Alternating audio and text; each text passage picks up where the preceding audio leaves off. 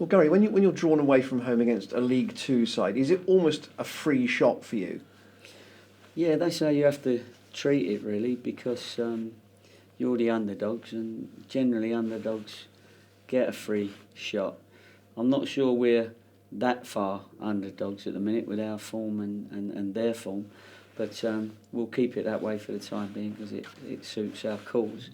And as I said to the boys, we're not going. It's not this trip up the motorway, whatever it is, 5 hours and 6 hours, whatever it is not going to be a waste of time because I feel that there's every chance of getting through to the next round. We're not going to disrespect them like we always say because Ronnie has a habit of getting his teams sorted out at some point, but they're certainly going through a poorish patch at the moment. So they're inconsistent enough for you to feel you've got a chance then? Yeah, I think, I mean, I'd take the weekend off and stay at home if I thought we didn't have a chance. I think our team and the way we're playing and our attitude at the minute is we're always going to have a chance, whoever we play. So it's always, you look forward to these games at the moment, and I'm looking forward to this one. I think that's the best way of describing it. I saw a comment from Neil Ardley after the game between Wimbledon and Hartlepool last week, which Pools lost 2-0, where he said that there was, quote, a gulf between the two sides. So Ronnie Moore, in a sense, has got that, and he will expect a reaction from his team, won't he, this week? Who said there was a gulf between the two? Neil Ardley, the Wimbledon manager. Yeah, that's a bit strong, wasn't it? After beating them. Well, it's... Well, I mean, normally managers don't say that, do they? Because it's a bit disrespectful to the other manager. But I suppose when you're down there, people like to tread on you a little bit. Listen, at the moment, if Hartlepool are in their heads believe that if they believe there was a big gulf between them and Wimbledon, then they're not going to turn it round soon. But because Ron's been around, and I'm sure he'll have words and sentences and training sessions to try and turn it round. I mean, from what I've seen, their second half performance was not bad, and it was somewhere near, probably a little bit nearer where he wanted to be. But Wimbledon are a hard side to play against at Wimbledon, and they're doing okay. They're in a good run, and obviously they get the ball forward. There's lots of free kicks, corners, so they're always difficult to play against anyway. So not the easiest team to travel to. So anyway, that was their game. But I'm surprised if he said it in those words because he's normally quite diplomatic, Neil Ardley. In the last round against Havant, you had a shed load of chances in the second game. Keeper played very well, and you found one goal to win it. Were you aware that in a game like this, your conversion rate of chance compared to chances made will probably need to be better to get through? Well, maybe. Depends on whether they can take any of their chances.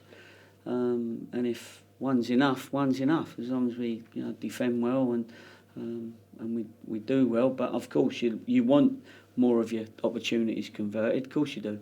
The players do, and individuals do, because they want to get a few more goals themselves. But to be honest, we're not short of goals. We're not the team that's struggling for goals.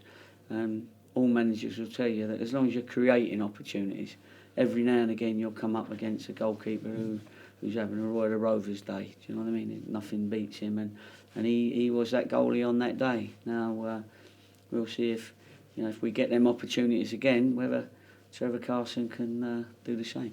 And just bringing up Carson, obviously he had a good season here personally, and he's just got back in the Hartlepool team. So from his point of view, I'm sure he'll want to impress not only his own fans but the Cheltenham fans as well, who saw a lot of him, frankly, in a sense last year. Yeah, I can't speak for him, of course, but I'm sure he'll be pleased for being in the team, and it's always a little bit more spice to a game when it's your old club. He won't know many of the players that are turning up there. A couple of the subs, Asa, Volney. He'll know them. But he decided to go pastures new sort of thing last year, and he's gone up there, and that's what he decided to do. So for us, it's not about Trevor Carson on the day, of course. I know you've got to bring him up because he was here, but it's about getting through to the next round of the F.A Cup, and that's the massive thing that we actually want to do. That it's not one of them where you say, well, it don't matter, we can concentrate on the league. We want to concentrate on the league and the F.A Cup. Has there been a lot of thought from you this week about formation? Well, we tend to, on the outside, perhaps take a bit too much of formation sometimes, but you did tinker with it a bit at Grimsby. The question, I suppose, is now, what do you do for a different opponent?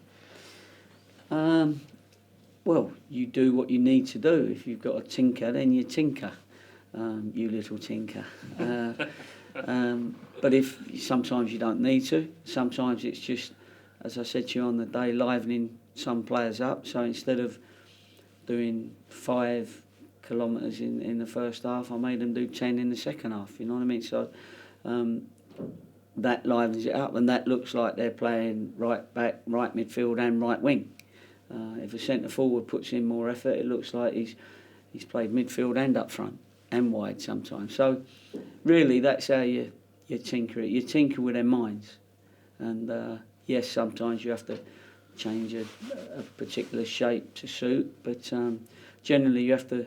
That's if you're really worried about the opposition, and I'm more worried about my team becoming consistent.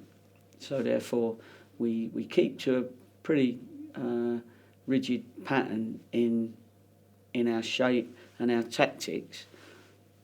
But if we have to tinker with it mentally, then I do that sometimes. And to some degree, the reason you had a good first third of the season or so is because the side's been very settled. Yeah, exactly, and it makes it difficult for the lads that are on the bench. I'm trying to get them involved because they are good enough to play. But of course, when you've got a team that's only lost 2 in 22 games or something now, including the cup games, then you can't change much because you can't go leaving people out unnecessarily because all of a sudden it doesn't become a pattern. You lose that pattern a little bit. So the lads that are waiting to get in have just got to wait, like Billy has for an injury. They don't want an injury, but so Billy gets his opportunity now up front because of Amari's going to be out for a few weeks. And how long do you know? What's the scan revealed? Keep leading you into the next question. No, we're a great double at me. Little and large, no, little and little. The scan he goes for today, the real, the proper scan where we get a specialist.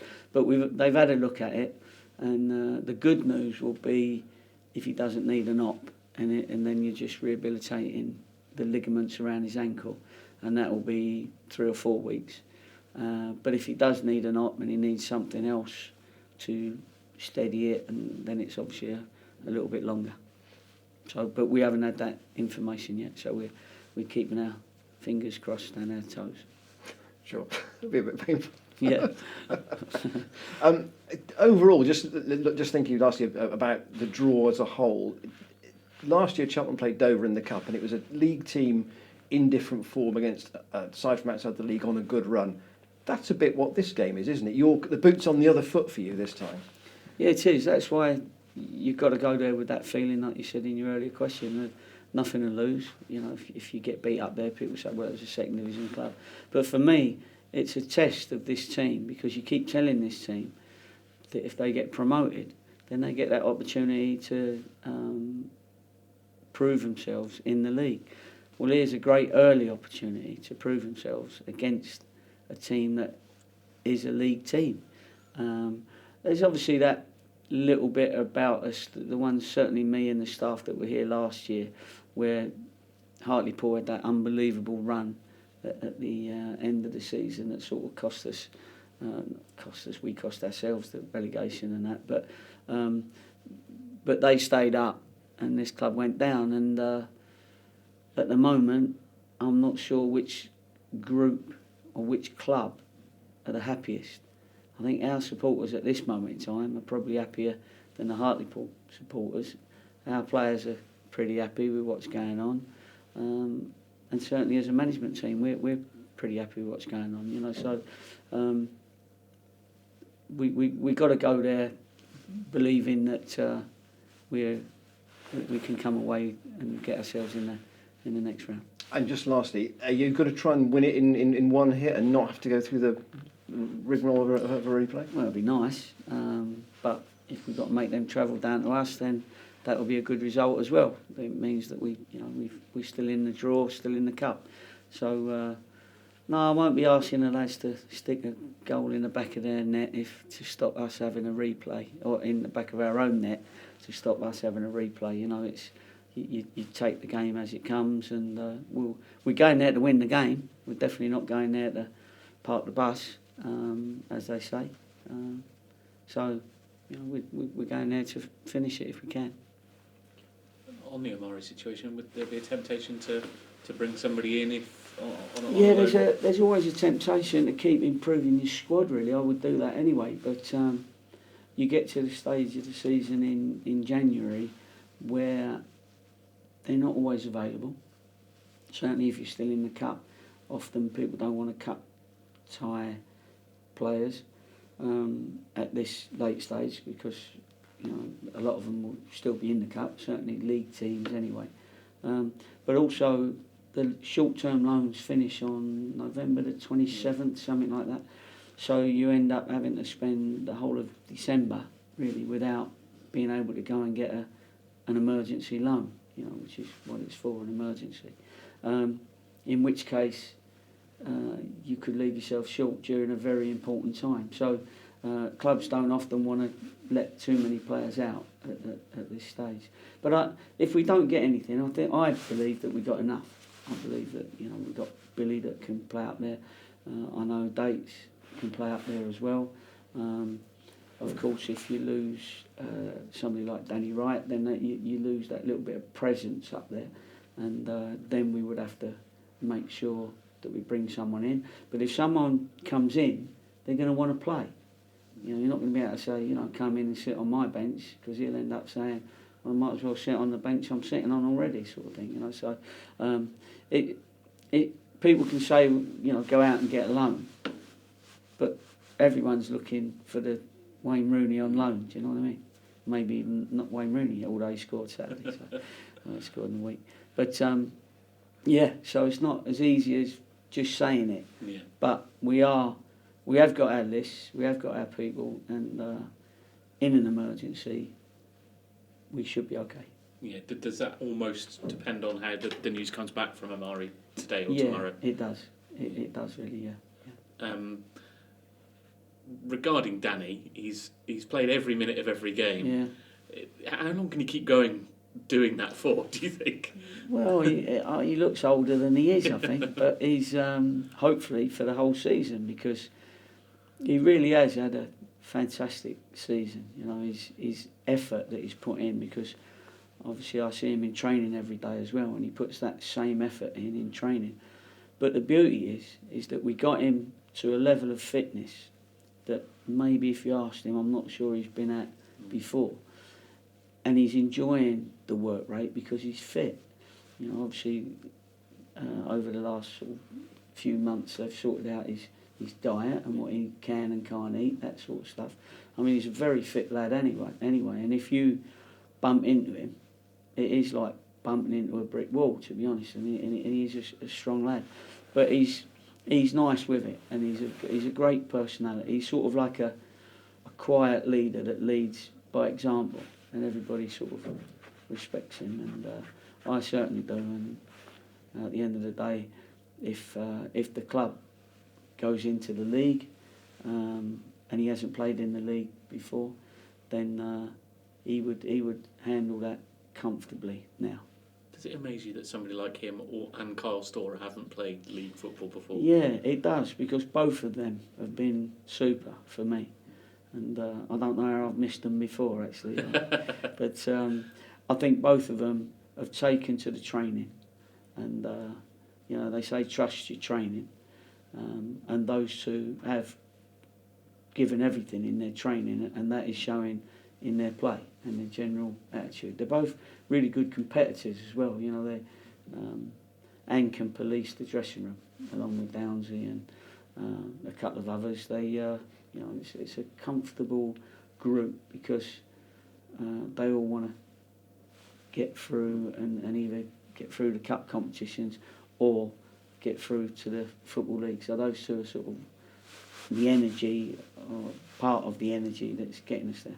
If you look at the next run of fixtures after Hartlepool, I think there's only really Forest Green that are in the top half of the table. So a win at Hartlepool would be a nice springboard into a run of fixtures that could go a long way to deciding what happens. Yeah, it'd be a great springboard, but we've got to be careful that we don't suddenly think we're going to get 30 points from the next 10 games. You know, we had a great result, was it against Wrexham on the TV, and then we went to Altrincham and got beat. And I think we had another big game at Forest Green, then we got beat against Tranmere. So we don't want that to be patterns, if you like. So we've got to be really careful, because there's no mugs in this league, no mugs. And if you don't turn up, or you think you've got to go and play below your standard and below your energy, then you can get beat.